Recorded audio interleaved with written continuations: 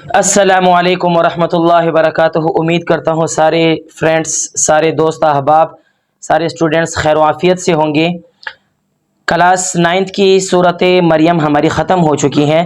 اس کے بعد آخر میں اگر آپ اپنی بکس میں دیکھیں گے تو صورت مریم کی آیت نمبر 30 تا 36 کے بامحاورے ترجمے کا امتحان لیا جائے گا، یعنی بورڈ میں آپ کے جو آنے کی جگہ ہے وہ یہ 6 آیتیں، 5 آیتیں بن جاتی ہیں آپ کی، ان کا صرف امتحان لیا جائے گا۔ پوری صورت پڑھانے کا مقصد یہ ہے کہ سب سے پہلے میں نے آپ کو جیسے بتایا تھا کہ پوری صورت ہم اس وجہ سے پڑھیں تاکہ قرآن ہے، قرآن کو سمجھنے کا موقع بھی مل جائے گا۔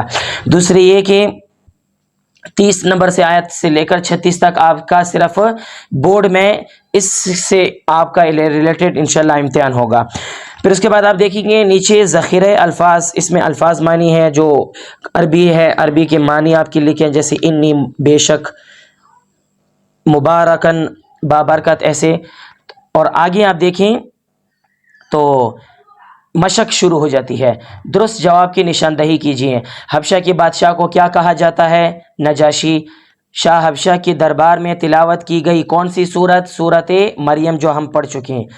نجاشی کے دربار میں صورت مریم کی تلاوت کس نے کی؟ کس صحابی نے کی؟ حضرت علی رضی اللہ تعالیٰ عنہ کے بھائی حضرت جعفر طیار رضی اللہ تعالیٰ عنہ کی۔ صورت مریم کی کل آیات کتنی ہیں؟ 98۔ موزانہ طریقے سے تخلیق کن نبی کی ہوئی؟ حضرت نوح علیہ السلام۔ جیسے آپ کو یہ آپشن دیے ہیں، آپ تو جانتے ہیں حضرت عیسیٰ علیہ السلام بغیر باپ کے پیدا ہوئے، یہ بھی ایک موزانہ تخلیق ہے، اللہ تعالیٰ نے اپنی قدرت سے ان کو پیدا فرمایا۔ آگے اسٹوڈنٹس ہمارے پاس آ جاتے ہیں مختصر جوابات۔ مختصر جوابات میں سے آپ کے لیے جو 5 سوال ہیں، اس کا جو میں خلاصہ انشاءاللہ ہر ایک سوال کا آپ کو بتا دوں گا۔ پھر لاسٹ میں انشاءاللہ جو میں نے نوٹس بنائے ہیں آپ اس کو بھی دیکھیں اور انشاءاللہ اس کی اسکرین شاٹ لے کر اپنے پاس محفوظ کر لیں تاکہ بعد میں آپ کے لیے آسانی ہو۔ صورت مریم کو یہ نام کیوں دیا گیا؟ سمپل ہے، صورت مریم کو یہ نام اس وجہ سے دیا گیا کہ اس صورت میں حضرت مریم علیہ السلام کا ذکر تفصیل کے ساتھ ملتا ہے، یہ اسی کا آنسر ہے، ٹھیک ہے؟ کیونکہ اس صورت میں حضرت مریم علیہ السلام کا ذکر تفصیل سے ہے، اس لیے اس صورت کا نام صورت مریم ہے۔ پہلا سوال ہمارا کلیئر ہو گیا۔ دوسرا سوال ہمارا بنتا ہے صورت مریم کا خلاصہ لکھیں کہ پوری صورت کا خلاصہ کیا ہے؟ پوری صورت ہم نے پڑھ لی، اس میں کون سی اہم باتیں ہیں؟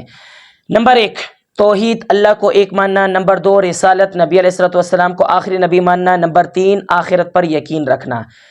کفار مکہ جو تھے توحید کو تو مانتے تھے کہ اللہ ہے، لیکن مشرکین بتوں کو بھی ساتھ شریک ٹھہراتے تھے کہ یہ بت ہمارے سفارشی ہوں گے۔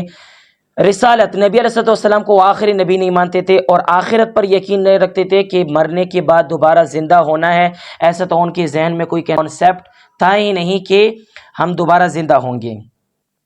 صورت مریم کی دوسرا سوال ہمارا ہو گیا۔ صورت مریم کے اہم علمی و عملی 2 نکات تحریر کیجیے۔ آپ کی بک میں تو بہت زیادہ ہیں، لیکن میں نے اس میں سے جو خاص کر کے 2 ہیں وہ آپ کے لیے میں نے کر دیے۔ نمبر 1 اللہ تعالیٰ کی رحمت اور قدرت سے کبھی مایوس نہیں ہونا چاہیے، ہر حال میں اس سے دعا مانگتے رہیں، ٹھیک ہے؟ یہ تو آپ اس کے علاوہ بھی جب بھی ہم اللہ تعالیٰ سے دعا مانگے تو یہ نہیں کہنا چاہیے کہ میں تو دعا مانگتا رہتا ہوں، اللہ تعالیٰ میری دعا قبول کرتے نہیں ہے۔ دعا قبول کرتے ہیں، کبھی بھی اللہ سے مایوس نہیں ہونا چاہیے، ٹھیک ہے؟ تو اللہ تعالیٰ کی رحمت اور قدرت سے کبھی مایوس نہیں ہونا چاہیے، ہر حال میں اس سے دعا مانگتے رہیں۔ نمبر 2 تمام انبیاء کرام نے اپنی قوموں کو ایک اللہ کی عبادت کرنے کی دعوت دی۔ جتنے انبیاء آئے آدم علیہ السلام سے لے کر نبی علیہ السلام تک، ہر نبی نے یہی دعوت دی کہ لوگوں کلمہ پڑھ لو، کامیاب ہو جاؤ گے، ایک اللہ کی عبادت کرنے والے بن جاؤ۔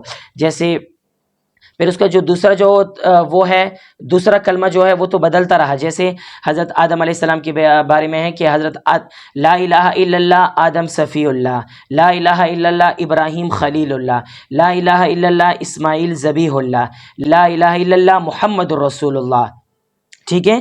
تو یہ ہر قوم کے جو نبی تھے وہ آتے رہے، اپنی قوم کو اس طریقے سے دعوت دیتے رہے۔ 3 سوال ہمارے اسٹوڈنٹس ہو گئے۔ چوتھا سوال دیکھیں، ہجرت حبشہ کا سبب کیا تھا کہ مسلمان مکہ مکرمہ کو چھوڑ کر حبشہ کی طرف گئے تھے؟ میں نے آپ کو شروع میں یہ سمجھاتا ہے کہ جب مسلمان آپ صلی اللہ علیہ وسلم پر ایمان لائیں تو لانے کے بعد ان کے جو کزن وغیرہ جو ادھر رہتے تھے سارے، کیونکہ وہ قبیلہ تھا، سارے کزن وغیرہ رہتے تھے آپس میں، تو انہوں نے ان سے بائیکاٹ کرنا شروع کر دیا۔ وہ جب دکانوں میں جاتے تھے تو ان کو کوئی چیز نہیں ملتی تھی، حالانکہ پیسے بھی دیتے تھے پھر بھی وہ چیز نہیں دیتے، وہ اس وجہ سے کیونکہ وہ کہتے کہ آپ نے اپنے آباء و اجداد کی دین کو چھوڑا، ٹھیک ہے؟ تو مشرکین مکہ مسلمانوں پر ظلم کر رہے تھے، تب آپ صلی اللہ علیہ وسلم نے فرمایا کہ آپ اس طرح کریں، حبشہ کی طرف چلے جائیں، حبشہ کی طرف چلے جائیں، آپ وہاں سے تھوڑا سکون میں رہ پائیں گے ان کے ظلم سے تنگ آ کر، یعنی آپ بھی ان سے تنگ آ گئے ہیں۔ نبی علیہ السلام خود ہجرت کر کے اس وجہ سے نہیں گئے کیونکہ اللہ تعالیٰ نے نبی علیہ السلام کو اس وقت تک نہیں بتایا تھا۔ نبی جو بھی کام کرتے ہیں اللہ تعالیٰ کے امر سے، اللہ تعالیٰ کے حکم سے کرتے ہیں۔ تو مشرکین مکہ مسلمان پر ظلم کر رہے تھے، تب آپ صلی اللہ علیہ وسلم نے فرمایا کہ حبشہ کی طرف ہجرت کر کے چلے جائیں۔ سورۃ مریم کی تلاوت سن کر نجاشی نے کیا کہا؟ نجاشی جس کی طرف ہجرت کر کے مسلمان گئے تھے نا، حبشہ کی طرف، وہاں کے بادشاہ کو نجاشی کہا جاتا ہے۔ نجاشی نے تلاوت سن کر کیا کہا؟ نجاشی نے جب تلاوت سنی نا، تلاوت سننے کے بعد جب حضرت جعفر طیار رضی اللہ تعالیٰ عنہ نے سورۃ مریم کی تلاوت کی، سورۃ مریم کی تلاوت کرنے کے بعد نجاشی نے کہا، پہلے تو وہ رونے لگا اور کہا کہ آپ کے جو قرآن مجید ہے وہ اور انجیل دونوں ایک ہی چراغ ہیں، یعنی دونوں چراغ ایک ہی ہیں، اس کے تقسیم الگ الگ ہیں، ٹھیک ہے۔ جیسے نجاشی نے کہا، حضرت جعفر رضی اللہ عنہ کی زبان سے سورۃ مریم سنی اور تو رونے لگے اور کہا، یہ کلام یعنی قرآن مجید اور انجیل ایک ہی چراغ کی روشنی ہے، یعنی چراغ ایک ہی ہے لیکن اس کی روشنیاں مختلف ہے، بعض انجیل کی شکل میں ہے، بعض قرآن مجید، لیکن آخر میں وہ نجاشی بھی مسلمان ہو گیا تھا۔ تو یہ ہمارے 5 سوال ہو گئے شارٹ، اور جو لانگ ہے سورۃ مریم پر ایک مفصل مضمون تحریر کیجئے، آپ اپنی بکس میں سے انشاءاللہ اس کو دیکھیں گے تو اس سے آپ کو پتہ چل جائے گا۔ حبشہ براعظم افریقہ کا ایک ملک تھا۔ جب حضرت محمد رسول اللہ خاتم النبیین صلی اللہ علیہ وسلم نے نبوت کا اعلان فرمایا تو وہاں ایک عیسائی حکمران تھا۔ نجاشی جو تھا شروع میں عیسائی تھا، جس کا لقب نجاشی تھا۔ نجاشی بہت رحم دل اور عادل بادشاہ تھا، وہ کسی پر ظلم نہیں کرتا تھا۔ نجاشی کا اپنا اصل نام اصحمہ تھا، الف صاد ح میم ہا، ٹھیک ہے، یہ ان کا اپنا نام تھا۔ نجاشی ان کو لوگ پکارا کرتے تھے۔ تو یہ جو تھا نا حبشہ، نجاشی جو تھا، نجاشی کا اپنا نام اصحمہ تھا۔ مکہ مکرمہ میں جب وہ، جیسے میں نے آپ کو بتا دیا تھا کہ مکہ مکرمہ میں جب قریش مکہ مسلمانوں پر ظلم کر رہے تھے، تب آپ صلی اللہ علیہ وسلم نے فرمایا کہ ایسے حالات میں اب مسلمانوں کا یہاں ٹھہرنا صحیح نہیں ہے، آپ کو ایسا کرنا چاہیے، جعفر طیار رضی اللہ عنہ کے قافلے میں کچھ عورتیں اور کچھ مرد، ٹھیک ہے، ان کو حبشہ کی طرف ہجرت کرنے کی اجازت دی دی تھی، ٹھیک ہے، کہ آپ وہاں چلے جائیں، ٹھیک ہے، اور یہاں سے کچھ آپ لوگوں کی کچھ سکون مل جائے گا آپ کو، ٹھیک ہے۔ تو اس میں جو تھے، جس میں جو لوگ شامل تھے وہ تھے 11 مرد اور 4 خواتین، 11 مرد اور 4 خواتین تھے۔ حضرت عثمان رضی اللہ تعالیٰ عنہ اور آپ کی زوجہ محترمہ حضرت رقیہ بھی تھی۔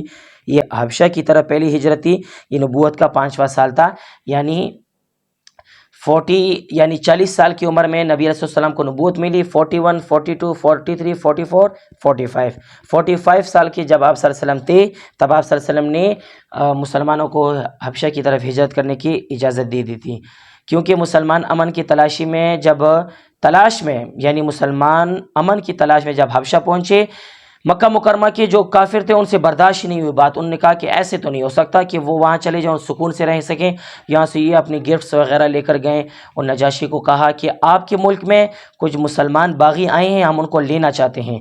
انہوں نے کہا کہ صبر کرو، ان کو ذرا دربار میں بلاؤ، ان سے پوچھتے ہیں کہ وہ کس وجہ سے آئے ہیں۔ حضرت جعفر رضی اللہ عنہ کھڑے اور انہوں نے بڑی اچھی قسم کی تقاریر کی اور کہا کہ یہ ہمیں کہتے ہیں کہ پڑوسیوں کو، آپ صلی اللہ علیہ وسلم نے فرمایا کہ پڑوسیوں کے حق ہیں، یہ کہتے ہیں نہیں، پڑوسیوں کے حق کوئی بھی نہیں ہے۔ یہاں پر ہے کہ بھئی ظلم، جو کمزور ہوں ان پر ظلم نہیں کیا جاتا، اور یہ کفار مکہ کہتے ہیں کہ نہیں، ان پر ظلم کیا جائے گا، ٹھیک ہے۔ تو اس طرح آپ صلی اللہ علیہ وسلم ہمیں بتاتے ہیں سچ بولو، اور یہ کہتے ہیں کہ جھوٹ بھی بول سکتے ہیں، خون خرابے سے باز آ جائیں، یعنی کسی کا قتل وغیرہ نہ کریں، اور یہ کہتے ہیں کہ قتل وغیرہ کر سکتے ہیں، ایسے یتیم کا مال نہ کھائیں، بہت سی ایسی چیزیں حضرت جعفر طیار رضی اللہ عنہ نے گنوائیں۔ حبشہ کے جو بادشاہ تھے نجاشی، اس نے کہا کہ یار واقعی یہ بات تو سارے ٹھیک کہہ رہے ہیں کہ پڑوسیوں کی تکلیف نہیں دینا چاہیے، اسی طرح یتیم کا مال نہیں کھانا چاہیے، ٹھیک ہے، اور پڑوسیوں کا خیال رکھنا چاہیے، ہمیشہ جو ہے سچ بولنا چاہیے۔ تو انہوں نے کہا کہ نہیں، میں آپ کو، ان لوگوں کو میں آپ کے ساتھ نہیں بیچنا چاہتا۔ انہوں نے کہا کہ کفار مکہ نے حبشہ کے بادشاہ نجاشی کو کہا کہ انہوں نے حضرت عیسیٰ علیہ السلام کی نعوذ باللہ بےحرمتی کی، حضرت مریم علیہ السلام کی بےحرمتی کی، ایسے الفاظ کیونکہ عیسائی جو تھے حضرت عیسیٰ علیہ السلام کو ماننے والے تھے، انہوں نے کہا کہ نہیں ایسے کوئی بات نہیں. انہوں نے کہا کہ اچھا ذرا ان سے قرآن سنو، قرآن میں آپ کو بتا دیں گے. انہوں نے کہا، حضرت جعفر رضی اللہ عنہ نے فرمایا کہ میں آپ کو قرآن سناتا ہوں. قرآن میں جب حضرت عیسیٰ علیہ السلام کا تذکرہ آیا، حضرت مریم علیہ السلام کا تذکرہ جب آیا تو مریم علیہ السلام کے تذکرے کے بعد نجاشی رونے لگا اور کہا کہ واقعی یہ جو آپ پڑھ کے سنا رہے ہیں یہ تو واقعی ایک ہی چراغ ہے، چراغ ایک ہے لیکن ان کی روشنیاں الگ الگ ہیں. تو ان کو کہا کہ ہم آپ کا اس کے ساتھ آپ کے یعنی ان مسلمانوں کو آپ کے ساتھ ہم بھیج نہیں سکتے، آپ اس طرح کریں، آپ اپنے گفٹس وغیرہ لے کر واپس چلے جائیں، ہم ان کو نہیں بیچنے والے ہیں دوبارہ آپ کے پاس. ٹھیک ہے، تو یہ ہماری لانگ جو صورت ہے، لانگ جو ہماری سوال ہے، تفصیلی سوال، وہ بھی ہمارا کلیئر ہو گیا. ہمارے 5 جو سوالات ہیں وہ بھی کلیئر ہو گئے. اب آپ سے میری یہی گزارش ہے کہ اب میں آپ کو نوٹس دکھا رہا ہوں، آپ ان نوٹس سے اسکرین شاٹ لے لیں تاکہ آپ کے لیے آسانی رہے. ٹھیک ہے، السلام علیکم ورحمۃ اللہ. اچھا ڈیئر اسٹوڈنٹس، ذرا آپ یہ دیکھ لیں سورۃ مریم، پہلا سوال جو ہے، دوسرا سوال، تیسرا سوال. ٹھیک ہے، تیسرے سوال تک آپ کے ذرا آپ اس کی اسکرین شاٹ لے لیں تاکہ آپ کے لیے یہ آسانی رہے. ٹھیک ہے، یہ ہمارا ہو گیا. پھر اس کے بعد ہمارا آ جاتا ہے جی چوتھا سوال، 5واں، اور جو لانگ جو تھا وہ میں نے آپ کو زبانی ہی سمجھا دیا. انشاءاللہ آپ کو اس میں اور بھی بہتری ہو جائے گی. ٹھیک ہے، یہ دیکھیں آپ اس کے بھی ذرا اسکرین شاٹ لے لیں تاکہ آپ کے لیے یہ بھی آسانی رہے.